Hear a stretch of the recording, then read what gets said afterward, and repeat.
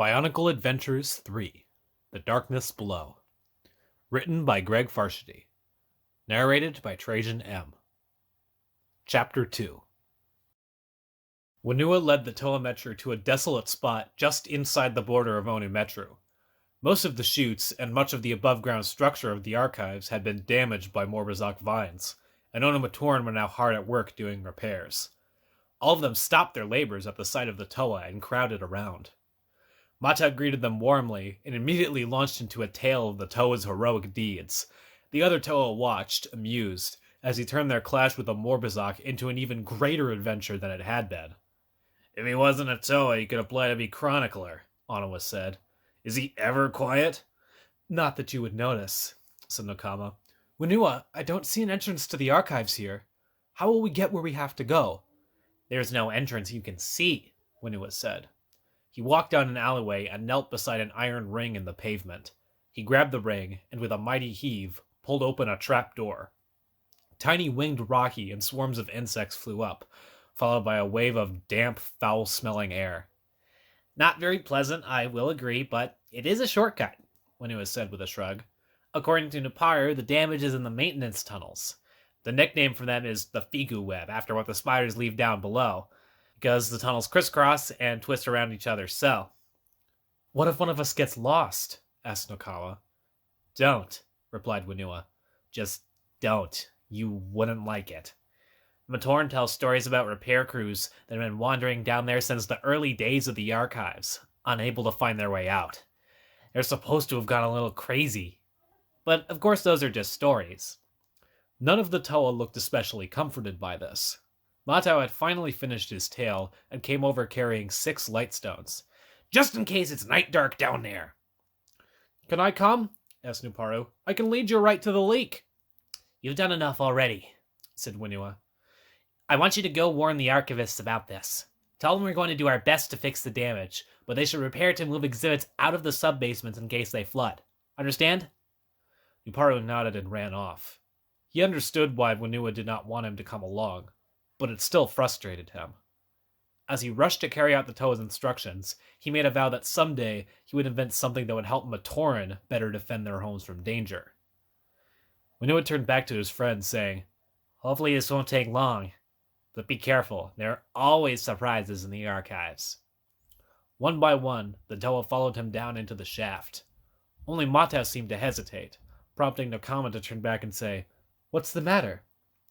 "I do not like the below ground," answered the Toa of Air. "I am a wind flyer. Toa Hero adventures should be only on the surface, don't you think?" "We can only hope," said Nakama as she vanished into the darkness. The maintenance tunnels were to the underground what chutes were to the rest of Metru Nui, a quick means of transport from one end of the city to the other. Unlike chutes, which served everyone in Metru Nui, the tunnels were open only to those with authorization, normally Ta Matoran and Onu Matoran. Pipes big and small lined the walls of the tunnels, funneling liquid protodermis from place to place, and molten protodermis to those locations that required extra heat. Ordinarily, Matoran traveled through these tunnels by cart, but Matoran carts were too small for Toa Metru.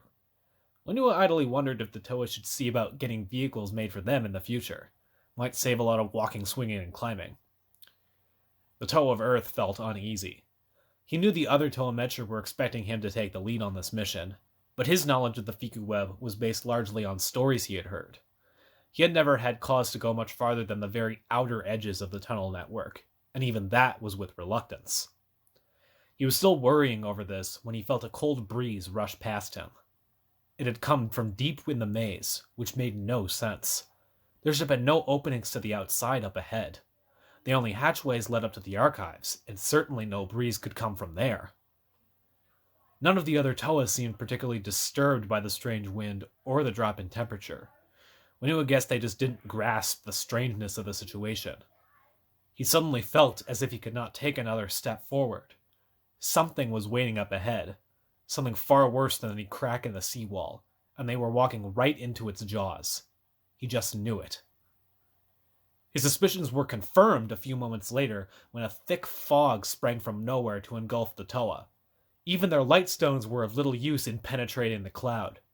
Winua turned to find he could not make out any of his companions. "Vakama? Nuju? Are you there?" he called out. "Yes! What is this?" Vakama replied. "I have never seen fog like this, not even in Ga-Metru," Nokama's voice added. "It is unnatural." Just how unnatural it was became painfully obvious. A sudden flash of light almost blinded the Toa. An instant later, an impact sent Winua crashing into his friends. Barely clinging to consciousness, the Toa of Earth said, "What in the name of Mananui was that?" "A lightning bolt," answered Anawa. "A lightning bolt in an enclosed tunnel underground. Is this normal in Onimetro, or are we just lucky?" As if the freak storm had heard him, a second bolt flew toward the Toa of Stone. Acting on reflex, Anawa dove to the side as the bolt struck the wall where he had been. "That was no accident," said Nokama. "Perhaps it's time we turned back and planned a strategy." Nuju's voice broke through the fog. "If we could see where we are going, I would agree. As it is, I don't think we should turn our backs on an angry thundercloud." "Quiet!" said Vakama. "Listen!" The Toa Metru went silent. Now the air was filled with an ominous buzzing sound, which drew closer and closer. Not being able to see what caused it made it all the more frightening. "All right, keep calm," said Vakama. "Remember, we are Toa Metru. We are together. As long as we stay united, we can overcome anything." Privately, Vakama was not feeling quite so confident. He thought he recognized the sound. If he was right, it came from a breed of Ta-Metru winged insects, nicknamed fireflyers. Left alone, the small insects were relatively harmless, but when a swarm was angered, they would pursue an enemy halfway across the city. Behind him, Matau had finally had enough. Bad enough to be wandering underground without all this danger and confusion. He raised his arrow slicers and summoned a wind to blow the fog away. Although the best his weakened powers could manage was a stiff breeze, it was still enough to get the job done. The fog dissipated, to reveal a sight out of every Matoran's nightmare. Two powerful, menacing creatures, reptilian-like heads darting back and forth, staffs held tightly in their claws. "Rakshi!" shouted Winua. One of the Rakshi was gold in color, and now it screeched at the Toa. This Rakshi had the ability to manipulate the weather within a limited range. Its partner, bright orange in color, was surrounded by a swarm of fireflyers. Controlled by the Rakshi, the insects were just waiting for the signal to charge. "What are they doing here?" asked Nokama. "A better question is, what are we doing here?" said Anawa. "It took 3 squads of Baki Zadok to stop one Rakshi that appeared in Po-Metru, and even then all they could do was drive the thing away." "Then we will have to do better," said Nuju, blasting ice out of his crystal spikes.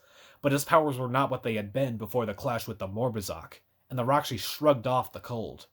The gold one hissed and unleashed a blizzard at the direction of the Toa. Battered by wind and ice, the heroes fell back. Only Vakama saw the advantage they had gained. The intense cold was felling the fireflyers one by one. Angered, the orange Rakshi was now advancing on the gold one. Now, the Toa were witness to a scene of complete chaos. The gold Rakshi had summoned another storm and was hurling lightning bolt after lightning bolt at its insect-controlling cousin. What it did not realize was that a swarm of tiny devourers was pouring forth from every crack in the walls and floor. Devourers would consume any bit of inorganic protodermis they ran across.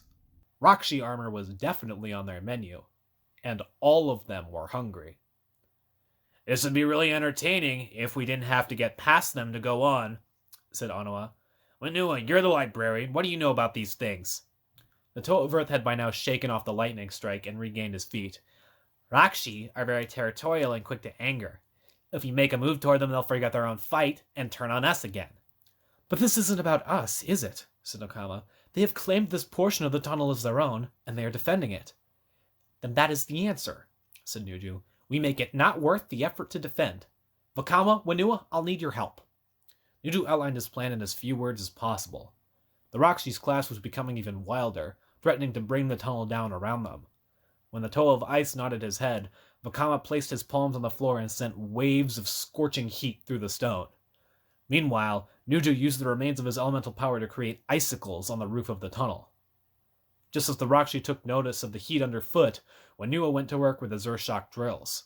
Driving them into the ground, he formed a crevice that ran straight toward the Rakshi. Both of the creatures had figured out that the Toa were somehow responsible for the sudden change in conditions, and they were not happy about it. Nuju's plan had worked halfway.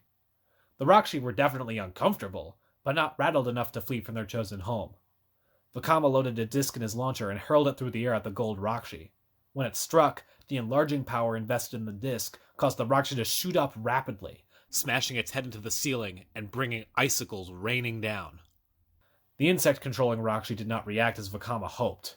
Instead of fleeing into the darkness of the tunnels, it charged forward toward the Toa. Nokama and Vakama reacted as one, he launching fire and she water at the oncoming creature. But when their energy streams collided, the result was a wall of steam. By the time the cloud cleared away, the Rakshi was nowhere to be seen. "Somehow I don't think a steam bath frightened it away," said Nuju. "It will be back." "Matanui! Why don't you watch what you're doing?" Nokama snapped at the Toa of fire. "I might have stopped it if you hadn't gotten in the way." "I got in the way? That wasn't how it looked from here." Nokama was just about to say something else when she changed her mind. Arguing wasn't going to make anything better. "I'm sorry, Vakama. Neither one of us was at fault, but this is exactly why I've been saying we need leadership. We cannot keep blundering through challenges without any strategy." "Here's a strategy," said Onoa. "Let's stop talking and start moving before we get any more surprises." The Toa Metru resumed their journey into the tunnels. None of them noticed another pair of eyes watching them, eyes far more observant than any Rakshis could be. They noted the way each Toa moved and fought, filing the information away for later use. Then the owner of those eyes slipped away into the darkness without making a sound. The hunt had begun. End of Chapter 2.